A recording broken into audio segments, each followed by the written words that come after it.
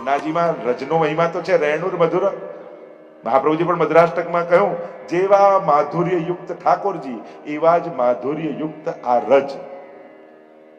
કારણ કે રસથી આપ્લાવિત છે એવી રજ છે. તો એની મહિમાની ઘણી ચર્ચા કરી શકે. કલયુગ જીવ ઉદ્ધારને કારણ, અને આ કલયુગના જીવનો ઉદ્ધાર કરવા માટે કાટત અબ ધાર પેની. એટલે જ યમુનાજીનું એક નામ છે કાલિંદી. કાલિંદીનો અર્થ એવો કરવામાં આવે, કલિંદ્યતિ ખંડયતિ ઇતિ કાલિંદી. જે પાપના પર્વતોનું ખંડન કરી નાખે એ જ કાલિંદી છે. જે કલયુગના દોષો છે એ પર્વત જેવા છે, અને જેને એ પર્વતોને ખંડ ખંડ કરી નાખે એ જ કાલિંદી છે. એટલે કલયુગ જીવ ઉદ્ધારણ કારણ કાટત અબધાર. એવું નામ યમુનાજીનું છે. આ કલયુગ કરે છે શું? કલયુગના 3 લક્ષણ છે બહુ મહત્વના. કલયુગનો પહેલો પ્રભાવ છે, લક્ષણ છે ક્લેશ. કલયુગમાં કોઈ ને કોઈ પ્રકારથી જીવ પોતાના જીવનમાં ક્લેશ ઉભા કરી લે છે, અને ક્લેશ આવવાના જ. આ કલયુગનો પ્રભાવ છે, આ સમયનો પ્રભાવ છે. અને જે કાળનો પ્રભાવ હોય ને એનાથી બચવું બહુ અઘરું હોય. કાલ કરાલ કૃષ્ણ ભક્તાન બાધતે. હરિરાયજી કહે કાલ કરાલ છે પણ કૃષ્ણ ભક્તને બાંધી શકતો નથી. બીજો કલયુગનો પ્રભાવ લક્ષણ અવિશ્વાસ. જે આખી જિંદગી આપણા માટે ઘસાઈ જાય એના પર પણ ભરોસો આપણને ના હોય. અવિશ્વાસનો યુગ એ કલયુગ છે. જલ્દી વિશ્વાસ કોઈના પર માણસને બેસતો નથી. વિશ્વાસ એ સતયુગનું લક્ષણ છે, અવિશ્વાસ. અને ત્રીજું વિપરીતતા, અસંગતતા. ઊંચું નીચું, ક્યાંક બધાને કોઈને ઘણું મળે, કોઈને કાંઈ ન મળે, બધે અસંગતતા લાગે. આ કલયુગનો પ્રભાવ. અને આ કલયુગની હોશિયારી શું છે?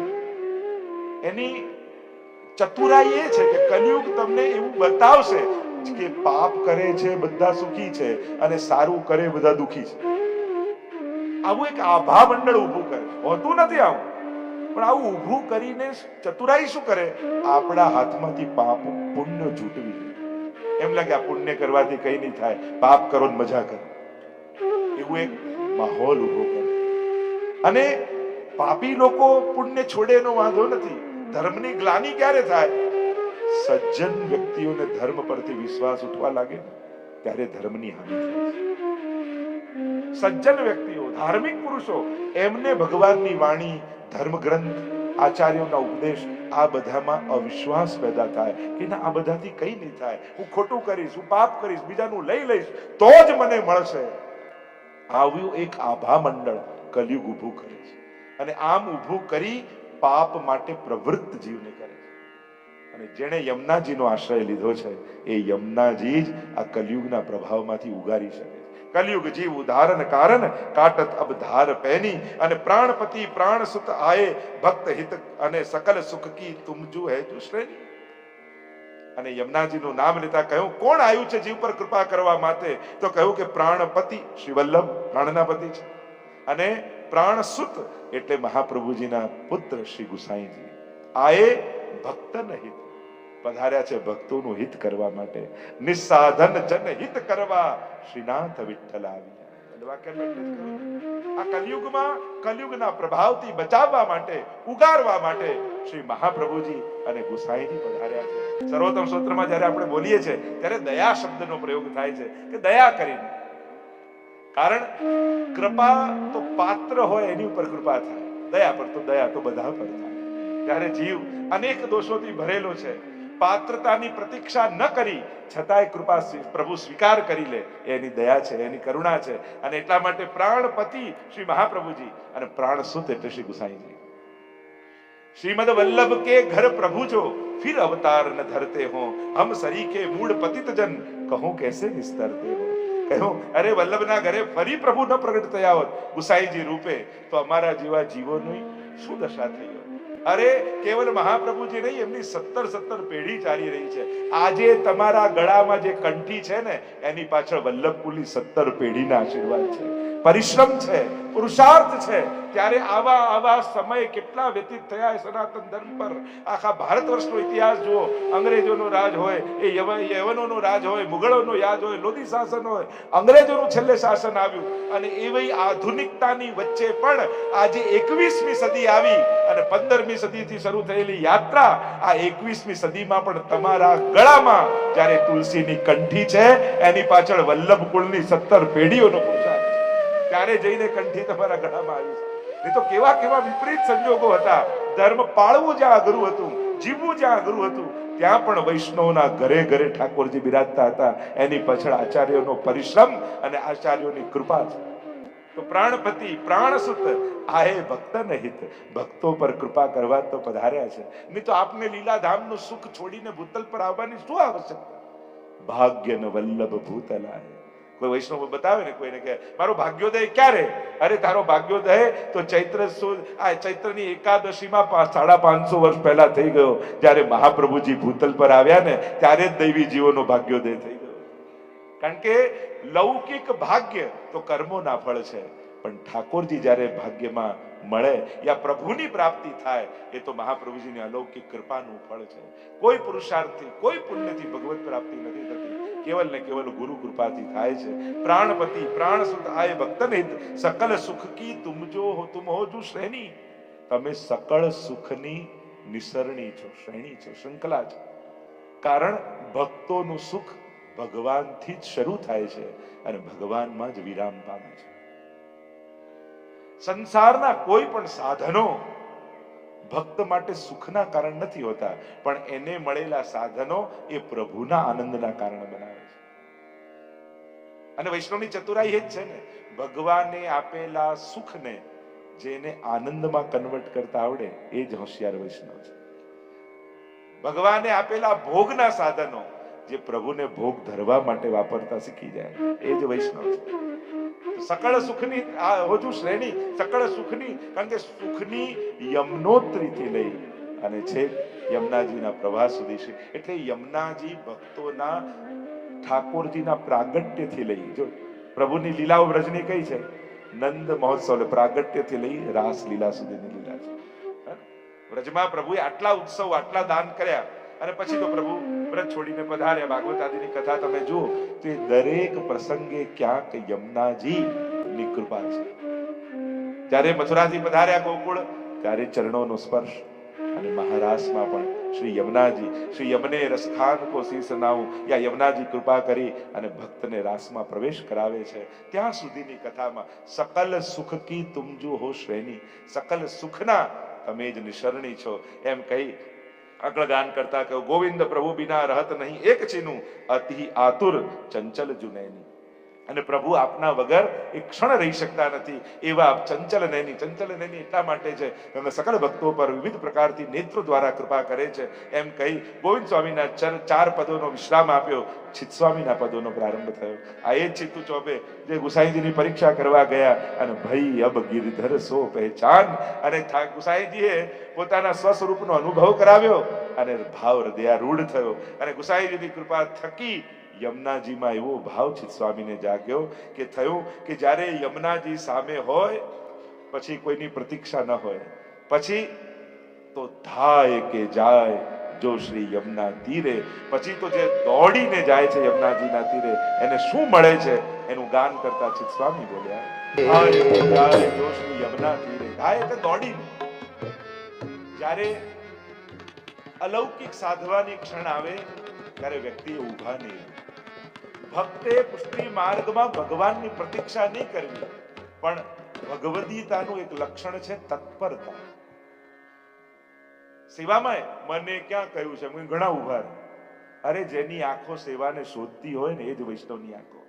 ગોતી લેવાની હોય, ઝડપી લેવાની હોય, પકડી લેવાની હોય, અને તક સરી જશે તો પાછી નહીં આવે. હંમેશા જ્યારે સેવાની બાબત હોય ત્યારે વિચારવું આ ક્ષણ મારી સામે છે, ફરી કોણ જાણે આ ક્ષણ આવશે કે નહીં. તત્પરતા એ ભગવદીતાનું લક્ષણ છે. ઉદાસીનતા એ સેવામાં અપરાધ છે. સેવાના અમુક અપરાધ કયા છે. પહેલો અપરાધ અપ્રગટ, એટલે પ્રગટ ન જાણીને સેવા કરવી, આ દોષ છે સેવાનો. કે આ ઠાકોરજી નથી, ઠાકોરજી ક્યાંક આકાશમાંથી ઉતરશે ને પછી મારી સેવા સ્વીકારશે. તમે જેની સેવા કરો છો એને જ પ્રગટ નથી જાણતા તો પ્રભુ પ્રગટ થશે કે આ સાક્ષાત છે. બીજું ઉદાસીનતા, પ્રમાદ, આ સેવાનો દોષ છે.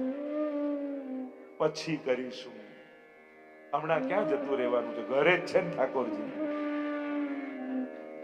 થોડું છોડ્યું ને તો ભગવાન સાવ છોડાવી દેશે. ઠાકોરજીની સેવા બને તો ટાળવી નહીં, અને બને એટલા ઓછી વાર બીજાના ઘરે પધરાવવા. ઘણી વાર લોકો વાતે વાતે પધરાઈ આવે, થોડું ઓછું થાય તો વાંધો નહીં. તો બને તે નર સદા સુતકી, આપણે દયાભાઈ પદ છે ને, તો બને તો પ્રભુને આપણે ત્યાં ગમે છે. જો મર્યાદા ભંગ ન થતી હોય તો આપણા ઘરે જ રાખો. તો ઉદાસીનતા. ત્રીજું કહ્યું કંજૂસ સ્વભાવ, એ પણ એક સેવાનો દોષ છે.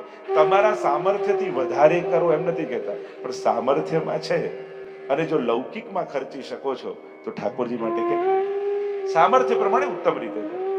ચોથું અનુવર્તન. પ્રભુને શેમાં સુખ છે એ જાણીને સેવા કરવી. કારણ કે મને આવું ગમે, મને આવું ભાવે, મને તો આવું સારું લાગે, તમારી પસંદગી પ્રમાણે સેવા ન થાય. પ્રભુને જેમાં સુખ હોય એ કરીએ, એને સેવા કહેવાય. તો પ્રભુને શેમાં સુખ છે કોણ બતાવે? ઠાકોરજીના મનનું કોણ જાણે? તો મહાપ્રભુજીનું એક નામ છે શ્રી કૃષ્ણ હાર્દવિદ. આખી દુનિયાના હૃદયની જાણનારા ઠાકોરજીના હૃદયનું કોઈ જાણનારું હોય તો એ મહાપ્રભુજી છે. અને એટલે આપણે ત્યાં સેવા રીત પ્રીત વ્રજજન કી જનહિત જગ પ્રગટાઈ પ્રગટ ભય માર્ગ રીત દિખાઈ. એટલે મહાપ્રભુજીએ બતાવેલી રીત અને પ્રીત એનું અનુસરણ કરો.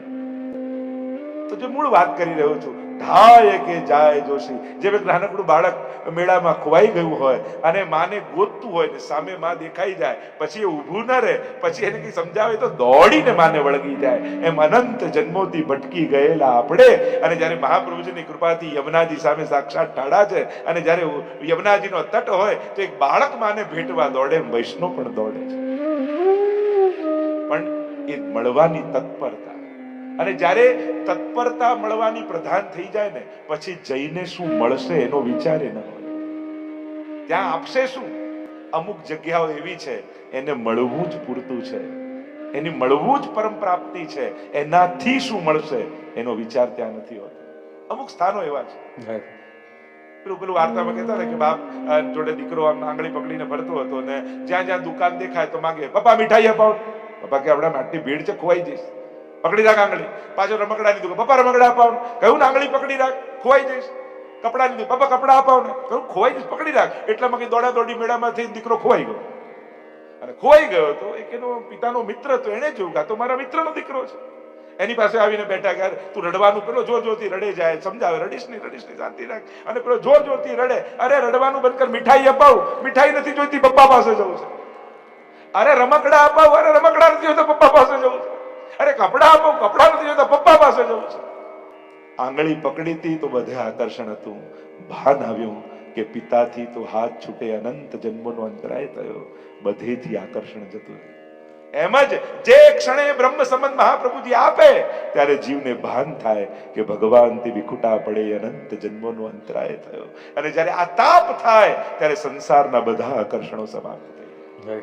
ધાય કે જાય જો શ્રી યમુના તીરે. અને યમુનાજી પાસેના તટ ઉપર પણ જો પહોંચી ગયા તો તાકી મહિમા અબ કહા લો બરનીએ, જાય પરસત રસ પ્રેમ કી નીરે, સંગ પ્રેમ નીરે. અને કહું એની મહિમા શું કહું? જ્યારે ભગવાન તરફ ભાગો છો ને ત્યારે ભક્તો પ્રસન્ન થઈ જાય છે, શાસ્ત્રો પ્રસન્ન થઈ જાય છે, તીર્થો પ્રસન્ન થઈ જાય છે. બધાના આશીર્વાદ લેવા હોય ને તો સહેલો ઉપાય ઠાકોરજીના આશીર્વાદ પ્રાપ્ત કરી. સરળતમ ઉપાય. તમને એમ થાય વ્રજની કૃપા થાય, ગોપીઓની કૃપા થાય, ગાયોની કૃપા થાય, ઠાકોરજીની કૃપા થાય, યમુનાજીની કૃપા થાય, ગિરિરાજજીની કૃપા થાય. આ બધાની કૃપા એક જગ્યાએ મેળવવી હોય ને તો શ્રી વલ્લભની કૃપા મેળવી લેવી. અને સબનતે શ્રી વલ્લભ નામ ભલો, યાહી મેં યમુના, યાહી મેં ગોકુલ, યાહી મેં બ્રજ મંડલો, સબનતે શ્રી વલ્લભ નામ ભલો. સ્વરૂપ નિષ્ઠા પ્રગટ થઈ જાય ને તો જે સ્વરૂપમાં નિષ્ઠા પ્રગટ થઈ છે એ જ સ્વરૂપ સર્વ રીતે કૃપાનો અનુભવ કરાવવાના. તમારો જ્યાં જ્યાં ભાવ હોય, ક્યારે એક ઠાકોરજી ગિરિરાજજી લાગે, ક્યારે એક ઠાકોરજી મહાપ્રભુજી લાગે, ક્યારે એક ઠાકોરજી યમુનાજી લાગે, એ જ પ્રવૃત્તિ તમારી સ્વરૂપ નિષ્ઠા દરેક પ્રકારના સ્વરૂપનો અનુભવ તમને કરાવવાના. તાકી મહિમા અબ કહાં લો બરનીએ. જે સંસાર આસક્તિ છોડી પ્રભુને પામવા નીકળ્યો છે ને, ભક્તો તો દોડતા જ દેખાય. મહાપ્રભુજી જો અંગ બંગ કલિંગ કૈકટ મગધ મારુ સુર સિંધ તે તામસના અઘર્યા પ્રતાપ કદર ગંધ અને તીર્થ સકલ સનાત કીધા ચરણ રેણુ સમાન. સતત પરિભ્રમણ મહાપ્રભુ. આચાર્ય મહાપુરુષો જો શંકરાચાર્ય થી ગણો, આપણા ગુસાઈજી પ્રભુ ચરણ જુઓ, આપણા એક એક સુખદેવજી ને જો યમ પ્રવ્રજંત મનુપેતમ અપેત કૃત્યમ દ્વૈપાયનો વિરહ કાતર આજુ આવ પુત્રેતિ તન્મય તયા તરવો વિનેદુ તમ સર્વભૂત હૃદયમ મહિમાનતોસ્મિ. ભાગવતમાં સુખદેવજીને પણ ભાગતા બતાવે. મહાપુરુષો સતત વિચરણ કરતા હોય છે, કારણ કે પ્રભુએ મોકલ્યા છે એમને જગતનો ઉદ્ધાર કરવા માટે. પ્રગટ્યા પરમ દયાળ એના માટે જ પધાર્યા છે, એટલે સતત પરિભ્રમણ છે આચાર્ય. અહીંયા ભાગતા તત્પરતા દેખાઈ ભગવતીની. અને જાય પરસત અંગ પ્રેમ નીરે. અને યમુનાજીના તટ પર જઈને શું મળશે? એ જળ એ સાધારણ જળ નથી, એ તો કેવું પ્રેમના બે સ્વરૂપ છે. કૃષ્ણને જામેલો જુઓ તો ગિરિરાજજી, અને કૃષ્ણને વહેતો જોવો હોય તો યમુનાજી. એક છે પ્રેમનું ઘનીભૂત સ્વરૂપ અને એક છે પ્રેમનું દ્રવીભૂત સ્વરૂપ શ્રી યમુનાજી. અને જ્યારે આ ધાય કે જાય યમુનાજીને જોવાની જે તત્પરતા, મન મારું લલચાય, આપણે દોડમાં ગાતા હોઈએ છીએ, ધાય કે જાય યમુના તીરે, મનની તત્પરતા એને પામવાની, એને મેળવવાની, એને જોવાની. અને તત્પરતા જ કૃપાનું કારણ છે. જ્યાં તાપ વહી આપ. અને એવા ઠાકોરની સાથે મનમોહન અને પિયા સંગ ભક્તન કી હે જુગી. સદા શ્રી યમુનાજી ઠાકોરની સાથે અનેક પ્રકારની લીલાઓ કરે છે. નિષદિના નિશ અને રાત, એટલે નિશ એટલે રાત્રિ અને દિવસ, અહર નિશ ભગવદ લીલામાં યમુનાજી સાથે છે. અન્ય ગોપીજનોને રાત્રિના સમય લીલા, સખાઓના દિવસની સમય લીલા. એક યમુનાજી એવા છે નિશ દિના કેલી કરત. સવારના સમયે પણ પનઘટાદી લીલા, ગૌચારણાદી લીલામાં ઠાકોરજી ગાયોને લઈને યમુનાજીના તટ ઉપર પધારે. અને રાત્રિ લીલામાં એ જ યમુનાજી સખી બની અને મહારાસનો આનંદ ભક્તોને આપે છે. પણ યમુનાજી એકલા નથી હોતા. અને પિયા સંગ ભક્તન કી હે જુબી રે. યમુનાજી કૃપા કરી પોતાના યુથને સાથે લઈ જાય. એટલે જ આગળના પદોમાં આવશે, હેત કરી દેત શ્રી યમને વાસ કુંજે રૂપ દેત આપ જૈસી. યમુનાજીના યુથમાં જેટલા ગોપીજનો છે એને યમુનાજી આબેહૂબ પોતાના જેવું રૂપ આપી દે છે. આબેહૂબ યમુનાજી. કારણ કે જ્યારે ઠાકોરજી પધારે તો એ ભેદ પણ ન કરે કે યમુનાજી પર વધારે કૃપા, અન્ય પર સાધારણ કૃપા. એમને બધા જ યમુનાજી દેખાય એવું રૂપ દેત આપ જૈસી. એવા યમુનાજી કૃપા કરનારા છે. ચિત સ્વામી ગિરધરન શ્રી વિઠ્ઠલ અને ઇન બિના નેક નહીં રહત ધીરે. અને ચિત સ્વામી કહે કે ઠાકોરજી એક ક્ષણ પણ શ્રી યમુનાજી વગર રહી શકતા નથી. સતત યમુનાજીની સાથે ડોલે છે. અને આગળ ગાન કરતા કહ્યું, જા મુક્તે શ્રી યમને યહ નામ. જા મુક્તે શ્રી યમને યહ નામ. જેના મુખમાં શ્રી યમુનાજીનું નામ આવે એમને ભગવત નામ મુખમાં આવતું નથી. ઘણો પ્રયાસ કરી લો પણ ઠાકોરજીનું નામ લેવાની ઈચ્છા જ નહીં. ઘણાને ઘણું બધું સમજાવી દો પણ ભગવત સેવા કરવાની ઈચ્છા થશે જ. ત્યારે ચિંતા કરવી કે આ બધાને ઠાકોરજીની સેવાની ઈચ્છા થાય, મને કેમ ભાવ નથી લાગતો? દરેકના મુખમાં ભગવત નામ, ભગવત જાપ, માળા આદિ કરે, મને કેમ ઈચ્છા નથી થઈ? મારામાં એવો કયો અંતરાય છે કે ભગવાન મારાથી દૂરી બનાવીને રાખે? ચિંતા કરવી ભક્તે, મારામાં એ ભાવ કેમ નથી, મારામાં એ શ્રદ્ધા કેમ નથી, એની ચિંતા થવી જોઈએ. જા મુક્તે શ્રી યમને યહ નામ આવે. પણ જેના મુખમાં શ્રી યમુનાજીનું નામ ક્યારે આવે? જેના હૃદયમાં ઠાકોરજી બિરાજે, વલ્લભ બિરાજે, એના મુખે જ શ્રી યમુનાજીનું નામ નીકળી શકે. અને તા પર કૃપા કરે શ્રી વલ્લભ પ્રભુ અને સોઈ શ્રી યમુનાજી કો ભેદ પાવે. યમુના નામ જપો તો મહાપ્રભુજીની કૃપા થાય. ઘણી વાર ઘણી વેબસાઇટ ખોલવા માટે પાસવર્ડ હોય ને, તો એમ આ શ્રી વલ્લભની કૃપાના દ્વાર ખોલવા માટે શ્રી યમુના નામનું પાસવર્ડ છે. જ્યારે યમુના નામનું અખંડ જાપ કરો છો ત્યારે મહાપ્રભુજી કૃપા કરે છે. અને મહાપ્રભુજી કૃપા કરે છે ત્યારે નયનન પ્રગટ લીલા દિખાવે. અને ત્યારે આ જ નેત્રોથી પ્રગટ લીલાના દર્શન થવા લાગે છે.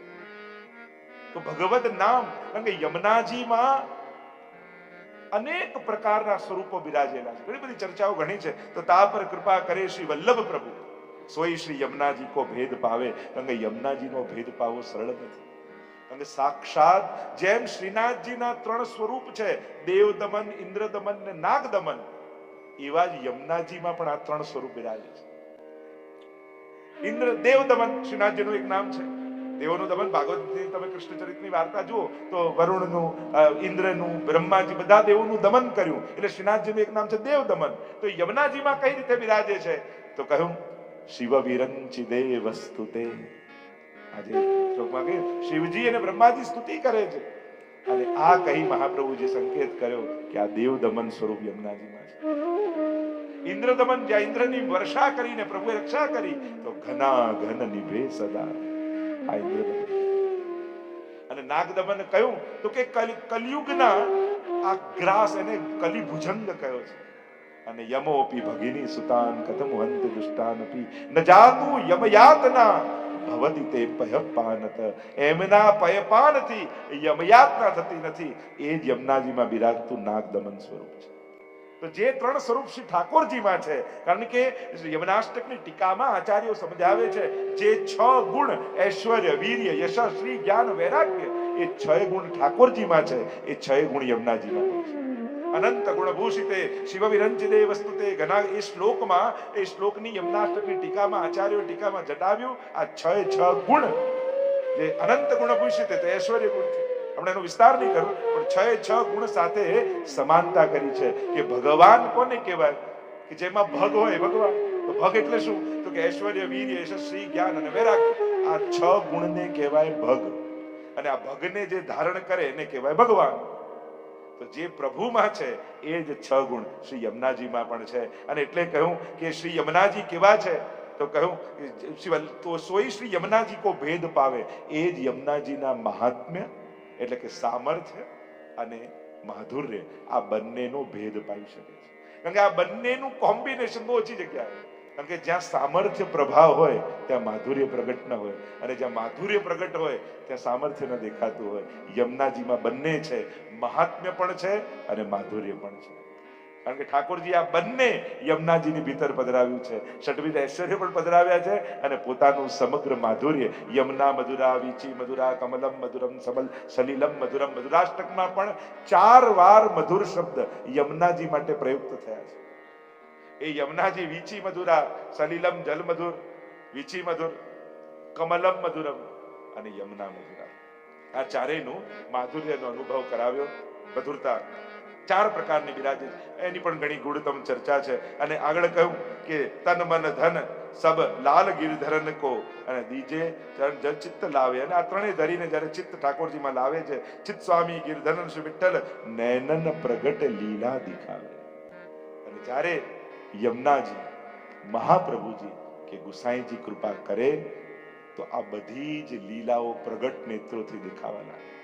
અને એના અનેકવિધ પ્રમાણો વાર્તા સાહિત્યમાં છે. અનેક પ્રમાણો મહાપ્રભુજીના તમે ચરિત્રમાં જુઓ તો કેટલા પ્રમાણો તમને જોવા મળે કે મહાપ્રભુ સુરદાસ આદિ અનેકવિધ આ અષ્ટસખાઓની વાણી તમે જુઓ, એમાં જે મહાપ્રભુના સેવક છે. એ રીતે ગુસાઈજીનું જુઓ, ગોપાલદાસને જુઓ ને, ચરવી તાંબર ગુસાઈજી આપ્યું ને બધી જ ભૂત, ભવિષ્ય અને વર્તમાન ત્રણેય લીલાઓ નેત્રોની આગળ પ્રગટ કરી દીધી ગુસાઈજી. તો વાર્તા છે દક્ષિણના આપણા બાળકનો આવે છે પ્રસંગ. ગુસાઈજી દક્ષિણમાં પધાર્યા છે અને ત્યાં એક યુવાન રોજ કથા સાંભળવા આવે છે અને આવનીનું વર્ણન ગુસાઈજી કરે છે. અને કથા પૂરી થઈને એટલું અદ્ભુત વર્ણન ગુસાઈજીએ કર્યું એટલે પેલા યુવાને આવીને કહ્યું કે જયરાજ આ લીલા આજે પણ થાય છે. તો કહ્યું હા આ લીલા આજે પણ થાય છે. ક્યાં થાય છે તો કે બ્રજમાં. અને પેલા યુવાનને તેવી તત્પરતા થઈ, બ્રજમાં પહોંચી ગયો. પૂછ્યું કે ઠાકોરજી ગાયો લઈને ક્યાં આવે તો કે રોજ પાદરે આવે.